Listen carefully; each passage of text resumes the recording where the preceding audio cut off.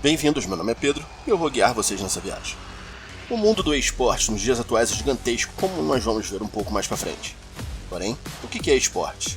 Isso é novo, né? Surgiu nos últimos anos? A resposta é não. Live from Universal Studios Hollywood, ladies and gentlemen, please welcome your host, Terry Lee Torak. O esporte, que significa Electronic Sports, começou bem lá atrás, na década de 70, com a realização das Olimpíadas Intergalácticas de Space War, onde seu prêmio era 1 ano da assinatura da revista Rolling Stones. Porém, não para por aí. Em 1980, a Atari organizaria a Space Invaders Championship, considerada a primeira competição de esporte eletrônico em larga escala, com aproximadamente 10 mil participantes. Já no ano de 1990, a Nintendo cria a Nintendo World Championship, com etapas em várias cidades dos Estados Unidos, atraindo desde a época o olhar ainda meio que desconfiado de muitas empresas.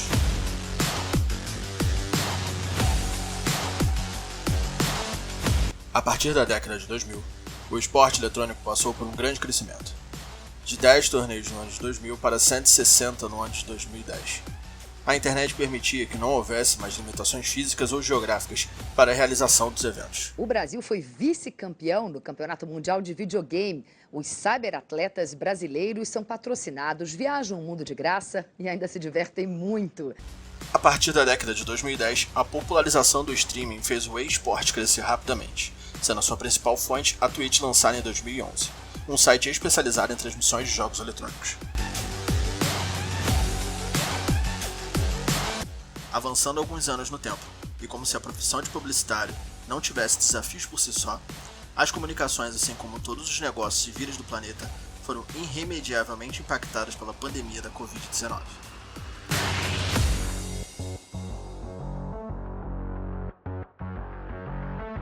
Eu tive um baque enorme que foi a pandemia. Então, quando eu iniciei meu planejamento, eu iniciei ele falando assim, cara, eu vou falar com os patrocinadores que já patrocinam o Vasco para poder tentar fazer com que eles patrocinem o esporte também, com uma merreca a mais. Mas se eles não toparem, cara, eu vou pro mercado e a marca Vasco é muito forte. Enfim, alguém vai querer mergulhar de cabeça comigo nessa. E aí veio a pandemia. Esse fenômeno desestruturou os moldes da comunicação convencional, levando os profissionais de todas as áreas a se reinventarem para subsistirem à crise sem precedentes. Então, o desafio do profissional de publicidade atualmente, segundo Renata Boquel, CEO da WMCAN, é entender de maneira eficaz e rápida todas essas mudanças e ajudar os nossos clientes a serem cada vez mais relevantes. Porém, com o início da pandemia, no meio de inúmeras incertezas e perdas de patrocínio, os profissionais de publicidade continuavam vendo um mar de possibilidade no eSports. Cara, e campeonato parou, teve patrocinador tirando patrocínio de time, a galera que estava acostumada, né? As marcas endêmicas, né? Que são as marcas que trabalham já no meio, né? Que são marcas do meio que trabalham com o meio, né? Estavam começando a retirar patrocínios porque não estavam com fôlego mais para poder manter uma modalidade que não estava acontecendo. Alguns campeonatos pararam, outros que são só online, graças a Deus, continuaram. Então, cara, isso tornou minha jornada muito árdua lá dentro. Então, eu tive que me virar. Então, como que eu me virei? Porra, eu fiz um campeonato de Free Fire para sócios torcedores e consegui patrocínios, micro patrocínios só para poder viabilizar. Micro patrocínios, quando eu falo, três pau, sacou? Tipo, foi isso que eu consegui para poder viabilizar um campeonato para 950 pessoas, sabe? Tipo, eu sozinho organizando, tá? Eu sozinho organizando. Então, assim, foi uma guerrilha. E eu tô acostumado, eu gosto desses trabalhos de guerrilha, assim, sabe? Eu cavuquei a internet, como eu disse na minha introdução, cavuquei a internet em 95, montei meu primeiro site em 95. Então, assim, eu gosto de guerrilha. Eu gosto dessas coisas embrionárias, sabe? De pegar e, sabe, construir uma casa do zero, sabe? Mas também foi muito frustrante, porque eu tomei uns 30 nãos, e não é uma hipérbole, eu não tô exagerando, sabe? Foram 30 nãos de diversas desculpas diferentes.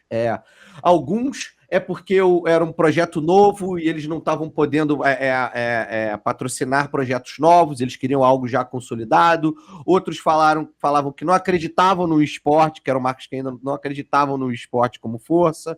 Outros falaram, pô, seria ótimo se fosse em outro momento, nos procure daqui a um ano, sabe? Tipo, porque agora não conseguimos, sabe? Então, assim, a gente teve diversos nãos diferentes, o que me fez repensar. Eu tive que, no meio do bagulho, eu tive que repensar. No meio da história toda, eu tive que repensar o negócio. E quem insistiu no meio da pandemia saiu na frente. Com mais gente em casa, o que era visto como uma competição para nerds, hoje é um dos mercados mais rentáveis. Somente no ano de 2019, de acordo com a Newzoo, o esporte teve um faturamento de 957,5 milhões de dólares e durante a pandemia, um aumento de 9,6% de espectadores. Hoje, em 2021, ainda com medidas restritivas e sem eventos e campeonatos, os números cresceram em 8,7% e a tendência para 2024 é que atinja a audiência de 570 milhões de pessoas.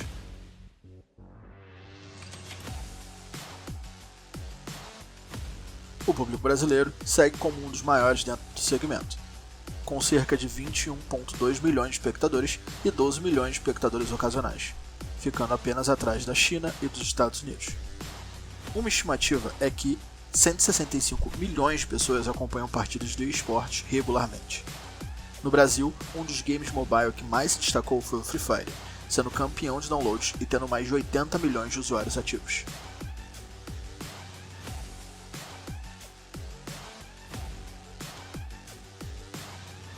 Nubru, um dos maiores nomes do Free Fire brasileiro, revelou em uma reportagem à revista Veja que o seu faturamento salarial, que além de jogador é proprietário do Fluxo, time de Free Fire no qual ajudou a fundar, o seu faturamento varia entre 1,5 e 2 milhões por mês, apenas com seus streams no canal da Twitch.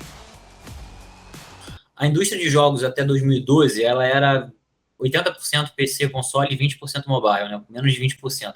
De 2012 para cá teve uma explosão do mercado mobile. O mercado mobile hoje está quase 60% do mercado sem canibalizar a indústria PC e console. Só ganhou mercado. Por quê?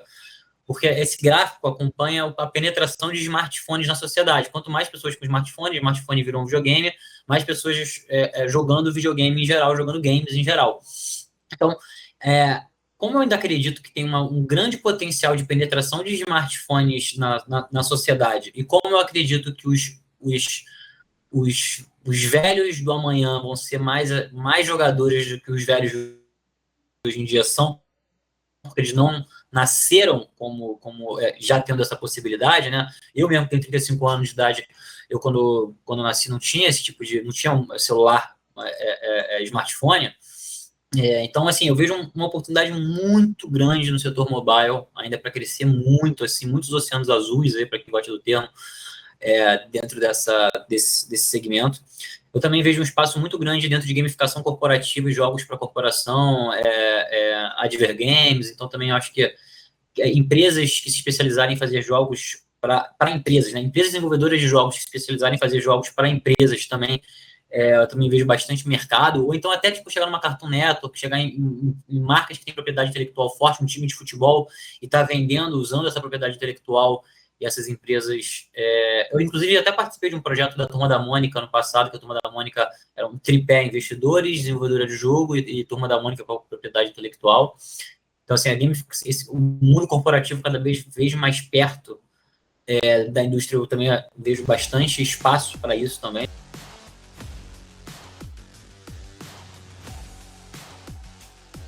Com isso, construiu-se todo um ecossistema atrelado aos games, venda de periféricos, campeonatos de jogos online, times, grandes eventos, além da promoção de novos jogos.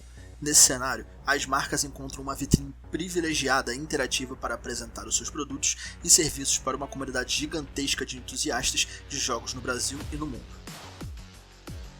Mas aí, missão dada é missão cumprida. Só que no meio do caminho as coisas mudaram. Entrei numa rua e saí num jogo. Num jogo, maluco! Você acredita? Esse é um dos diversos exemplos que temos, como no jogo GTA V, um servidor chamado Cidade Alta, um servidor dedicado a streamers, começaram a implementar diversas promoções de patrocínio. Nesse caso do iFood, os pedidos feitos até mesmo dentro do jogo poderiam ser entregues na casa da pessoa na vida real. Os jogadores poderiam trabalhar como entregadores dentro do servidor e muito mais. E não para por aí. Também empresas como a Submarino já passaram por lá, onde em uma festa seriam liberados vários cupons de descontos para serem usados em seu site, em comemoração ao aniversário da marca.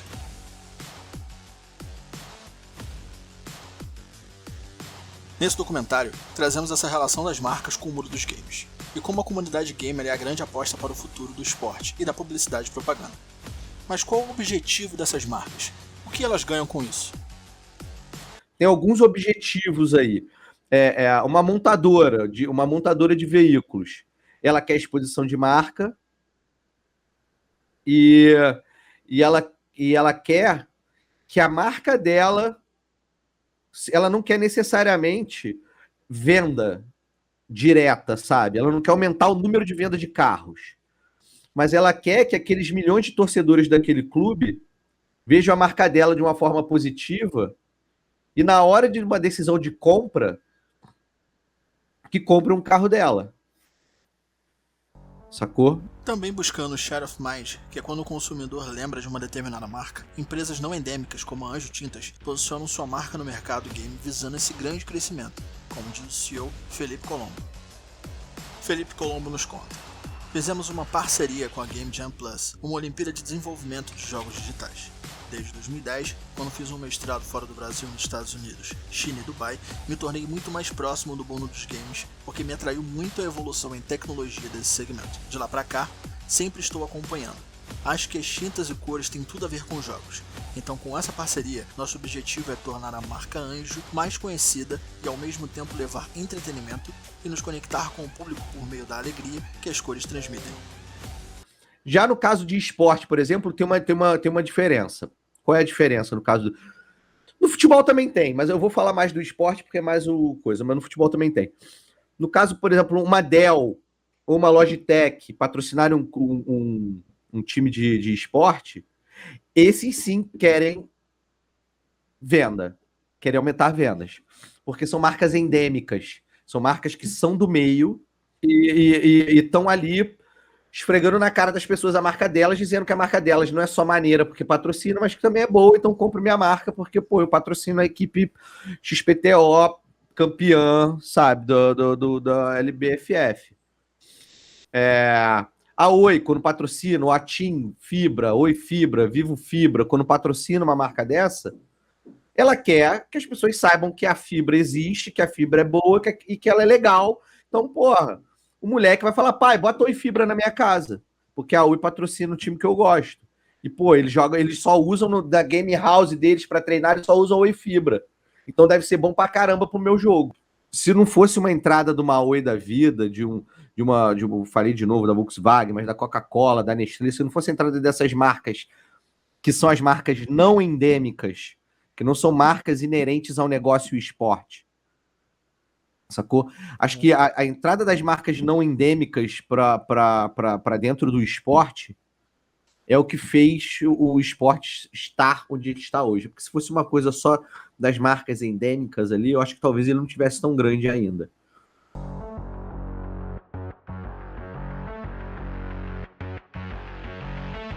Depois de todas as observações e discussões, podemos concluir que a publicidade dentro do esporte é realidade nos tempos atuais. O que antes era visto como futuro se tornou o agora, impulsionado pela necessidade do isolamento no período pandêmico. A audiência do público migrou para o ambiente virtual. Entendemos que, assim como diversas plataformas de streaming, o eSport se tornou um forte meio de comunicação, onde as marcas enxergam um público potente para divulgar as suas ideias e filosofias, além de produtos e serviços. Tanto que, o mais famoso serviço de streaming, pioneiro no segmento, Netflix, enxerga os games como seu principal rival na audiência. Como resposta a esse fenômeno, a Netflix comprou o criador de games Night School Studio em setembro e lançou 5 títulos de jogos para celulares em mercados europeus selecionados. Entre eles, a grande aposta é o jogo em terceira pessoa de Stranger Things, lançado na Polônia para usuários do seu serviço. O O tempo de retenção de público é o grande medidor do quão precioso é estar presente na tela enquanto os espectadores estão diante dela.